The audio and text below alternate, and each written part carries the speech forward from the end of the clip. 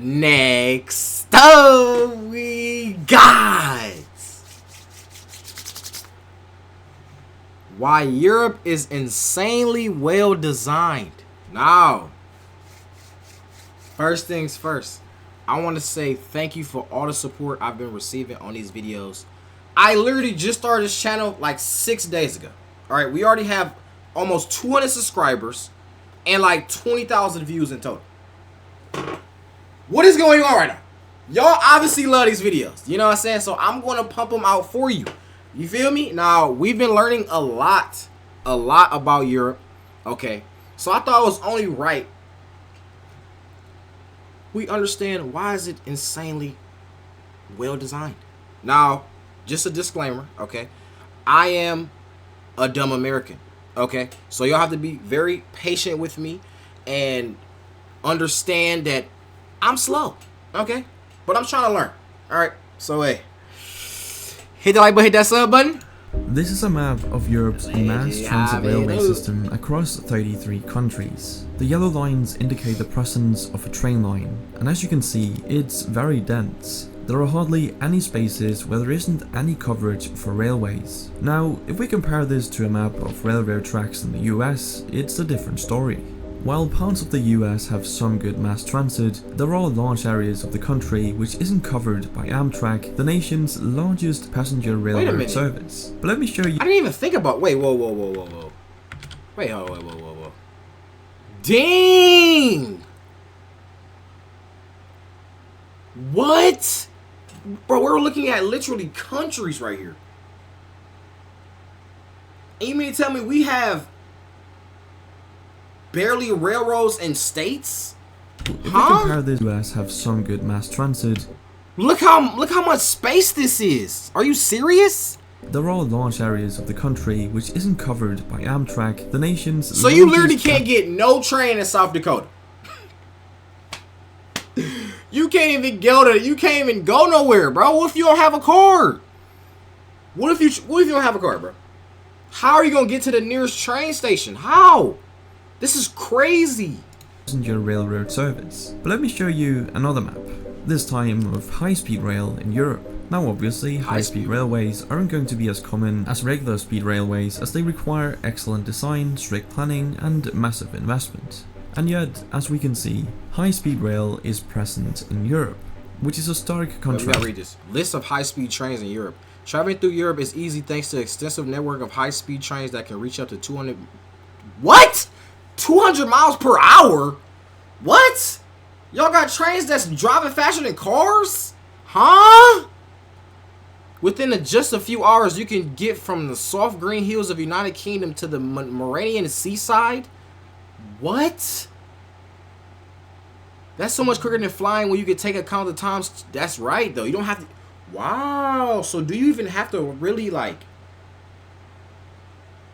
take planes? So the train, whoa, okay. I ain't gonna lie, that's way smarter if you think about it.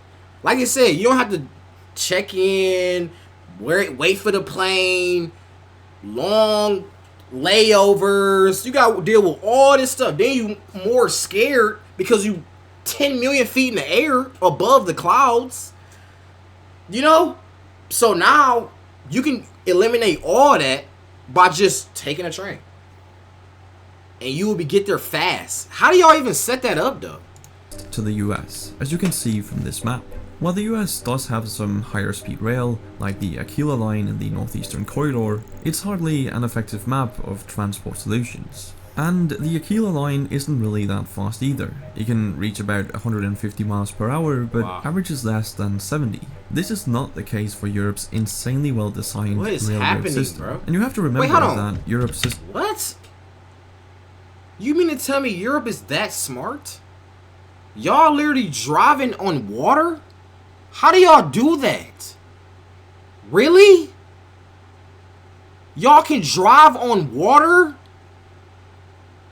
Bro, I'm thinking that America is like up to date. You know, I'm thinking like we're in the future versus like other continents and countries. The whole time, Europe can drive on water. can be in this country and that country within 20 minutes. I ain't gonna lie, I might have to move to Europe. I just watched 1 minute of this video. I already want to move to Europe. I'm not gonna lie to you. This while spanning 33 different nations in a very diverse continent. And I know what you're probably thinking. This is just because Europe is smaller than the United States, which simply isn't true. While the European Union is smaller than the US, continental Europe has an area that is about 1.04 times as much as the US. So we can dismiss this argument that the United States can't be that well designed because it's too big. Europe simply is better designed. But if you're American, you might not understand why railroad tracks or public transport as a whole is so important. I mean, driving a car works fine, right? Well, no. And Europe showcases why a primary focus on private transportation is so detrimental to a well-functioning transit system. Look at these maps. They show the US road network versus the EU's. And as you can see, the EU's road network is not nearly as impressive as the US's. And yet, when you look at some of the most congested cities in the world, European countries don't feature particularly prominently in the global rankings. This is pretty shocking information because you'd assume that the country with a more expansive road network has a lot less congestion, especially considering the United States has devoted lots of time and money to their highways. So how come Europe is less congested when they have fewer roads? Well, it all comes down to disincentivizing the use of cars and, most importantly, making an attractive alternative. Europe does this by having both private and public transportation infrastructure, which technically the US has as well, it's just a lot worse. But on top of this, Europe makes it pretty expensive to buy, own and use a car. This is achieved by having high taxes on vehicles and gasoline. In fact, here's a map of worldwide gasoline prices. As you can see, European nations are in the top rankings. US is 0.61. Oh, this is 2021. In 2021, US was 61 cents? What? While the US lies at the bottom, charging very little. But let me be very clear, it's only a good idea to make it expensive to drive a car if you have an attractive alternative, which America doesn't, but Europe does. I mean, obviously this wouldn't work in the US with its current transportation infrastructure, but in Europe, this is a great strategy because you make the roads less congested for those who actually need them and give everyone else an affordable and efficient alternative, being Europe's amazing public transport like the trains on the railways. This is arguably the better strategy because even though the vast majority of Americans have access to vehicles at around 91% and gas is comparatively cheap, it still leaves I wonder, like, let me know in the comments. So, does the average person in Europe, do you guys drive or do you guys take the public transportation? Because it seems like, because if you take the public transportation, I wonder how do you have to set your day up? Because you know you have to walk to this place and you have to wait on the train. Then the train take you to this place. So you gotta know you gotta be at this place by this time to get to your job or get to your school or get to your work. So if you don't have a car, or if you don't have a car, you choose to use the public transportation, like, is it more stress-free? Because you really don't have to worry about gas or anything. How much does a train cost in Europe? That's a good question. How much does it cost? Because if you think about it, you literally cannot spend no money. You don't have to spend no money. If it don't cost nothing, that means you could just spend like what, a couple dollars to get here to here, and you there fast too. It don't take all day. You get there fast, way faster than a car. Bro, Europe is like 10 times smarter than. What is happening right now? Is this real life? You don't have access to vehicles. Bro, this is why I need to do my research, bro. I'm sitting here thinking that we got it going on. We don't. Bro, America has literally been like I feel like I've been brainwashed, low-key. This actually is blowing my mind right now. I feel like I'm being brainwashed, and it's like watching these videos gets me out of the brainwashing. I'm thinking that we're ahead. I'm thinking we're advanced. We're nowhere near that. We're nowhere near that, bro. We're literally behind. If anything, we're behind. people who can't This is afford a bad, car bro. supposed to do? I mean, sometimes access 1% and gas is comparatively cheap, it still leaves access to vehicles. This is arguably the better strategy because even though the vast majority of Americans have access to vehicles at around 91% and gas is comparatively cheap, it still leaves 9% who don't have access to vehicles. What are these people who can't afford a car supposed to do? Right. I mean, sometimes public transport isn't even an option or simply too expensive for many. So you've now actively excluded those who aren't exactly the most well off from society. Wow. To make matters worse, some US cities actually got rid of their public transport. Because if you think about it, or I mean, y'all really don't even know, but in the US, when you apply for a job, they ask you, do you have transportation? And if you say no, you're probably not going to get the job.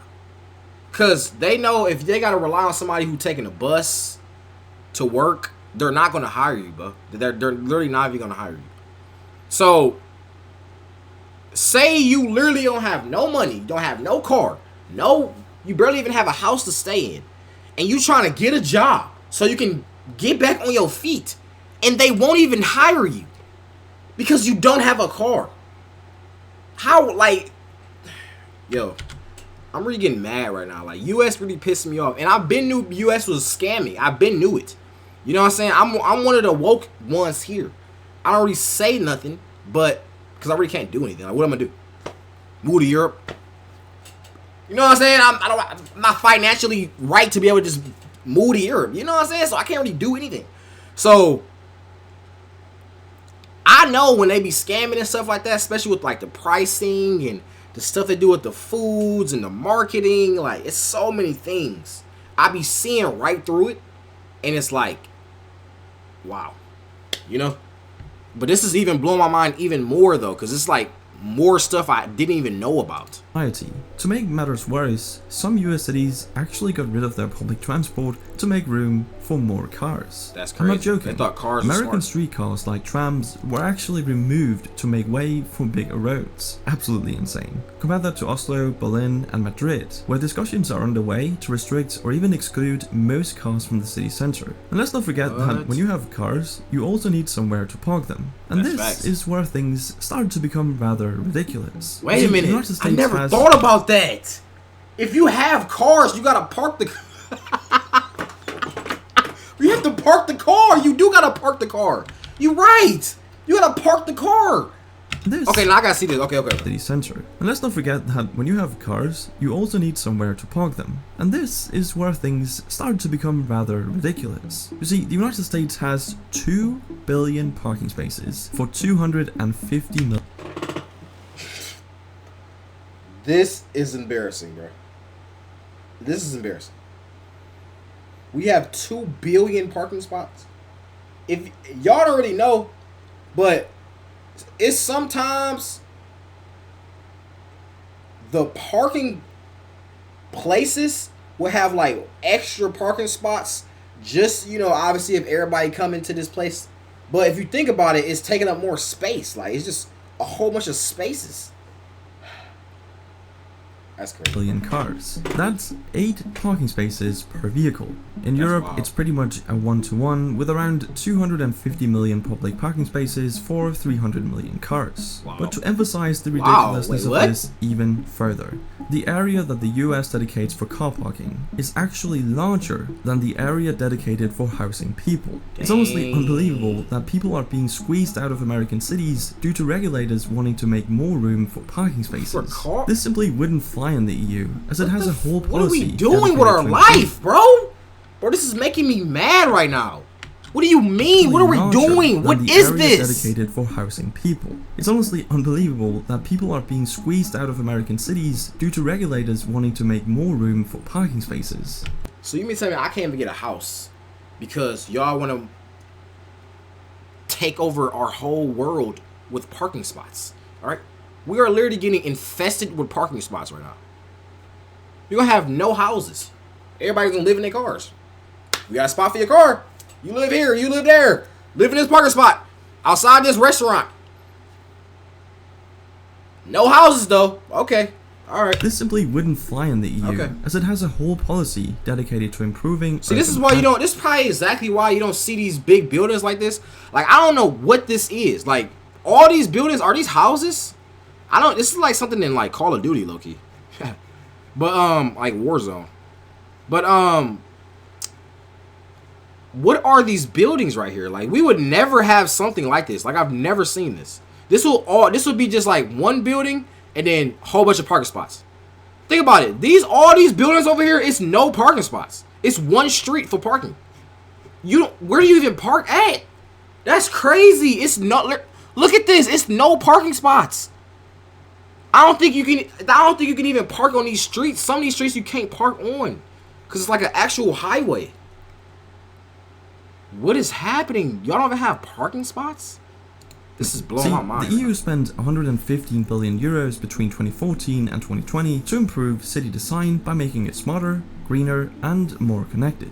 Simply meaning they allocated funds to make their cities more efficient, more connected, and better for the environment. And better for the environment they really are, as the average resident in a typical Western US city, such as Los Angeles or Phoenix, contributes approximately 6 times more carbon to the atmosphere per capita than an average European city resident. This is purely the result of not having effective transport solutions, which saves resources and allows people to move about efficiently. And exactly that, moving about efficiently is something most of Europe's citizens are able to do as a result of the European Union. See, most of Europe's nations are in the European Union, which gives the EU citizens a number of perks, which includes a free travel area. This has been one of the most important achievements of the EU, as it makes it possible for an EU citizen to travel freely to other EU member states and stay for up to 3 months. All they need is a passport or even just an ID card. No visas, no trips to embassies, no form filing, just head straight over. This makes it incredibly easy to travel, study, and work in other countries and communities. And having this level of because if you think about it, we have all these restrictions on trying to travel and stuff. Now, I think all the restrictions really came from like people like 9/11 and stuff. So maybe like, do y'all have that problem? Like, people just be like boarding planes from country to country and like nothing happens? I guess so. I mean, because if you think about it, the vice versa of it is like, you don't have to worry. Like, if you're trying to start a new life and all you have is your ID, remember, you don't have no job, no nothing, no car, no house. All you have is your ID. So you say, you know what, I'm going to skip town and just start in a whole brand new country and start over. You can do that. You can just go take it. I don't know how you'll find some money, but you will find some way. Somebody might even give you money off the street. Now I think about it, I wonder if it's like homeless people that stay on the street in Europe. Is that a common thing? I wonder if that's not even common in Europe. Anyways, though, so you just get a couple dollars, find a way to get to another country, and then you can start over. And then in that new country, you might become a millionaire, just like that. So in the U.S., you can't do that. If you're out, and you don't have nothing to your name, you're done, bro. You can't just go to a new country real quick. No, you can't. You're done. You're done. You're done. That's crazy. Centralization, study and work in other countries and communities. And having this level of centralization is very important to good design, as it gives the smartest people the opportunity to work where they are most useful.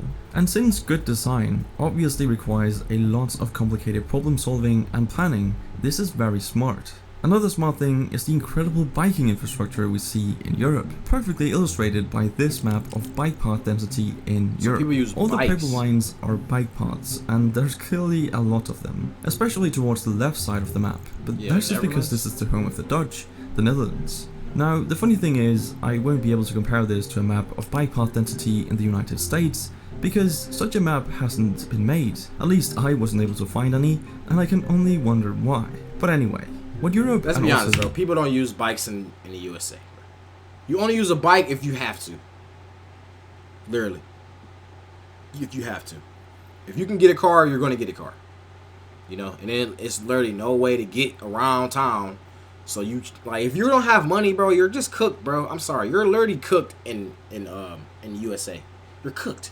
If you don't have money, you're cooked, bro. They only care about if you have money. This is bad, bro. I want to move, bro. I don't want to live here. The European Union has achieved is pretty remarkable, as it's hard to think of another set of such diverse countries where you would be able to travel so freely, in an efficient and inexpensive manner. I mean, you can literally get from Paris to Amsterdam, for example, in just 3 hours for around $30. Imagine being able to travel all over Asia without any border crossings, checks, or visas, and being able to stay for months at a time. That would be truly amazing. Yeah. And let's not forget that European design has always been distinctive and very successful. In fact, the continent's history of design and interconnectedness serves as a model for the rest of the world. But even though Europe and the EU are pretty great and have amazing infrastructure, they obviously aren't perfect. And I'd love to hear some of the reasons it might not be, so leave a comment down below if you have some thoughts on this. But that's it for this video. Thank you for watching, and I'll see you in the next one. Wow, this video was great. I forgot to shout you out. OBF. Let me check your channel out real quick. You might have some videos I want to see. Columbia Cartels work. Okay, hold on. These some nice little videos. We might have to watch these. Let me know if in the comments if I want to watch these type of videos. Okay. Why Russia is weakened. How Claw took over Japan. Ooh, these some nice little videos. Hold on, we might give you a little sub skit. You know what I'm saying? So, hey, if y'all want more videos like this, hit the like button, hit that sub button. I love y'all. Oh, we gone.